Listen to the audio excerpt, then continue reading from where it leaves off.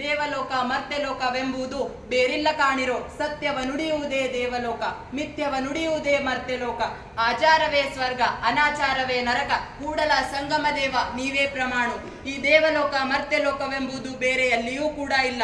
ಅದು ಇರುವುದು ಪ್ರತಿಯೊಬ್ಬ ಮನುಷ್ಯನ ಸ್ವಭಾವದಲ್ಲಿ. ಎಲ್ಲಿ ಸತ್ಯವಂತರು ಇರುತ್ತಾರೆಯೋ, ಎಲ್ಲಿ ಸಾರ ಸಜ್ಜನರು ಇರುತ್ತಾರೆಯೋ ಅದಕ್ಕೆ ನಾವು ದೇವಲೋಕವೆಂದು ಪರಿಗಣಿಸುತ್ತೇವೆ. ಎಲ್ಲಿ ಡಾಂಬಿಕ ಭಕ್ತರಿರುತ್ತಾರೆಯೋ, ಎಲ್ಲಿ ದೂರ ದುರ್ಜನರು ಇರುತ್ತಾರೆಯೋ ಅದಕ್ಕೆ ನಾವು ಮರ್ತ್ಯಲೋಕವೆಂದು ಪರಿಗಣಿಸುತ್ತೇವೆ. ಯಾವ ವ್ಯಕ್ತಿಯ ಸತ್ಯವು ನಿಸ್ಸಂಕೋಚವಾಗಿ ಸೂರ್ಯಪ್ರಕಾಶಕ್ಕೆ ಮುಖ ಮಾಡಿ ನಿಂತಿದೆಯೋ, ಯಾರ ಧೈರ್ಯವು ಶಾಶ್ವತವಾಗಿ ಸತ್ಯವಾಗಿದೆಯೋ ಅಂತಹ ವ್ಯಕ್ತಿಯೇ ದೇವಲೋಕಕ್ಕೆ ಸೇರಿದವನು. ಯಾವ ವ್ಯಕ್ತಿಯು ಸತ್ಯವನ್ನು ವಿರೋಧಿಸಿ ಸುಳ್ಳು ಮಾರ್ಗಕ್ಕೆ ನಡೆಯುತ್ತಾನೆಯೋ ಅಂತಹ ಒಬ್ಬವನು ಮೃತ್ಯು ಲೋಕಕ್ಕೆ ಸೇರಿದವನು. ಯಾವ ಕಾಯಕದಲ್ಲಿ ಪ್ರಾಮಾಣಿಕತೆಯಿಂದ ಸತ್ಯ ಶುದ್ಧತೆಯಿಂದ ಕಾಯಕವಿರುತ್ತದೆಯೋ ಅದೇ ಆಚಾರವೆಂದೆನಿಸಿಕೊಳ್ಳುತ್ತದೆ. ಯಾವ ಕಾಯಕದಲ್ಲಿ ಮೋಸ ದರೋಡೆ ವಂಚನೆ ನಡೆಯುತ್ತದೆಯೋ ಅದೇ ಅನಾಚಾರವೆಂದೆನಿಸಿಕೊಳ್ಳುತ್ತದೆ. ಯಾವ ವ್ಯಕ್ತಿ ತನ್ನ ಜೀವನದ ಪರ್ಯಂತ ಸಜ್ಜನಿಕೆಯಿಂದ ಸರಳತೆಯಿಂದ ನಡೆಯುತ್ತಾನೆಯೋ ಆತ ಭಗವಂತನಿಗೆ ಪ್ರಿಯನಾಗುತ್ತಾನೆ. ಯಾವ ವ್ಯಕ್ತಿಯು ತನ್ನ ಜೀವನದಲ್ಲಿ ಮೋಸ ಕಪಟದಿಂದ ತನ್ನ ಜೀವನವನ್ನು ಸಾಗಿಸುತ್ತಾನೆಯೋ ಆ ವ್ಯಕ್ತಿ ದೇವರಿಗೆ ಬೇಡವಾದವನಾಗುತ್ತಾನೆ. ಇದಕ್ಕೆಲ್ಲ ಸೃಷ್ಟಿಕರ್ತ ಪರಮಾತ್ಮನಾದ ಕೂಡಲ ಸಂಗಮ ದೇವನೇ ಸಾಕ್ಷಿ ಎನ್ನುವಂತಹ ಮಾತನ್ನು ಈ ವಚನದಲ್ಲಿ ಚಿತ್ರಿಸಲಾಗಿದೆ. ಕನ್ನಡದಲ್ಲಿ ಒಂದು ನುಡಿ ಇದೆ, ಸತ್ಯವೇ ನನ್ನ ತಾಯಿ ತಂದೆ, ಸತ್ಯವೇ ನನ್ನ ಬಂಧು ಬಳಗ, ಸತ್ಯವಾಕ್ಯಕ್ಕೆ ತಪ್ಪಿ ನಡೆದರೆ ಮೆಚ್ಚನ ಪರಮಾತ್ಮನು.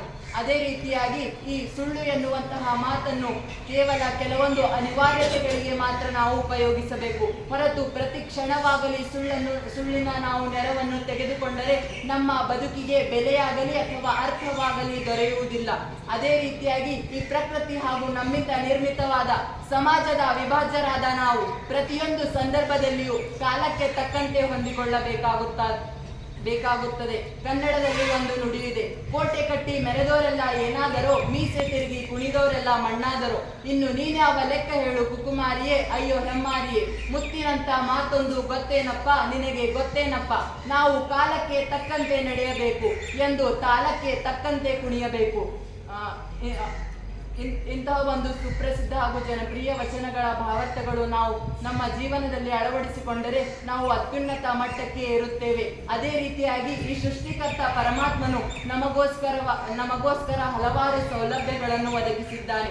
ಅದು ನೀರಾಗಿರಬಹುದು, ಅದು ಗಾಳಿಯಾಗಿರಬಹುದು, ಅದೇ ರೀತಿ ಪರಿಸರದಲ್ಲಿರ್ತಕ್ಕಂತಹ ಗಿಡ ಮರಗಳಾಗಿರಬಹುದು.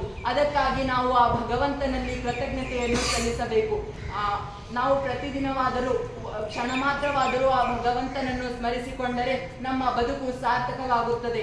ಇಂತಹ ಒಂದು ಶಿವಶರಣರ ವಚನಗಳನ್ನು ನಮ್ಮ ಜೀವನದಲ್ಲಿ ಅಳವಡಿಸಿಕೊಂಡರೆ ನಾವು ಅತ್ಯುನ್ನತ ಮಟ್ಟಕ್ಕೆ ಏರುತ್ತೇವೆ ಎಂದು ಹೇಳುತ್ತಾ ಮತ್ತೊಮ್ಮೆ ಮಗದೊಮ್ಮೆ ತಮಗೆಲ್ಲರಿಗೂ ಶ್ರಾವಣ ಮಾಸದ ಮೊದಲನೆಯ ಸೋಮವಾರದ ತಮಗೆಲ್ಲರಿಗೂ ಹಾರ್ದಿಕ ಶುಭಾಶಯಗಳನ್ನು ಕೋರುತ್ತಾ ತಮಗೆಲ್ಲರಿಗೂ